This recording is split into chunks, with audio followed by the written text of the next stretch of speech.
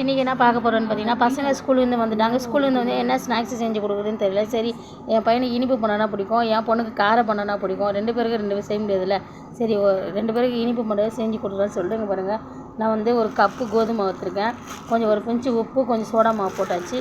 இதில் வந்து இப்போ நம்ம என்ன பண்ணியிருக்கோம்னா, நம்ம தூள் தூளாக நறுக்கி வச்சுருக்கீங்களா வெல்லத்தை போட்டாச்சு. வெல்லத்தை போட்டு நம்ம ரொம்ப தண்ணி விடக்கூடாது. இதுமாதிரி நல்லா உதிர்த்து பிசைஞ்சிட்டு அதுக்கப்புறம் வந்து நம்ம கொஞ்சம் கொஞ்சமாக தண்ணி விடணும். போண்டா அளவுக்கு வந்த பிறகு நம்ம அந்த அளவுக்கு வந்து நம்ம தண்ணி ஊற்றி பிசைஞ்சு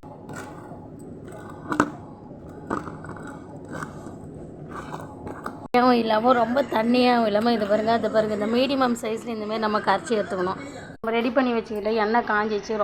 ரொம்ப எண்ணெய் காஞ்சாலும் உள்ள மாவு வேவுது. அதனால் நம்ம என்ன பண்ண போகிறோம்னு பார்த்திங்கன்னா, லைட்டாக சிம்மில் தான் வச்சுருக்கோம். இப்போ எண்ணெய் நல்லா காஞ்சிச்சு. இப்போ வந்து நம்ம எடுத்து இப்படி போடணும். இப்படி எடுத்து நீங்கள் வேணால் கையில் வரலன்னா நீங்கள் கரண்டி வச்சு கூட போட்டுக்கலாம். சூப்பராக வருங்க. செம்மையாக வந்துச்சுங்க ஒரு போண்டா வருங்க.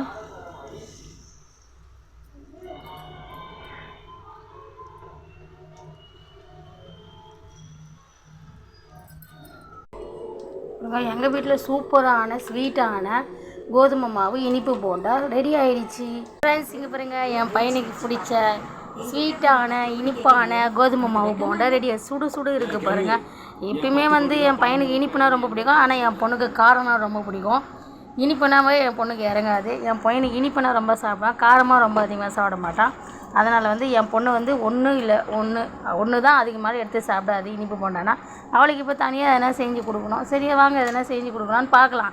உங்கள் வீட்டில் நீங்கள் இந்தமாரி பசங்களுக்கு 2 பசங்களுக்கு 2 விதமாக பிடிக்குன்னா மறக்காமல் ஒரு கமெண்ட்ல சொல்லிவிடுங்க. பாருங்கள், என்னப்பா நானும் டேஸ்ட் பண்ணேன். சூப்பராக இருக்குது, நல்லா தான் இருக்குது இனிப்பு போண்டா. ஏதோ நல்லா இருக்குமோ நாங்களே நினைச்சேன். பரவாயில்ல, நல்லா தான் இருக்குது. இங்கே பாருங்கள், நல்லா இருக்கப்பா. இப்போ என் பொண்ணு என்ன சொல்றேன்னா, அவனுக்கு மட்டும் பிடிச்சது செஞ்சு கொடுத்தல, எனக்கும் பிடிச்சது செஞ்சு கொடு, காரமாக செஞ்சு கொடுன்னு கேட்குது. அதனால் என்ன செஞ்சு கொடுக்குதுன்னு தெரியல. வாங்க என்ன யோசிச்சு செஞ்சு கொடுக்கும். பொண்ணுக்கு இது கடலை மாவு போண்டா.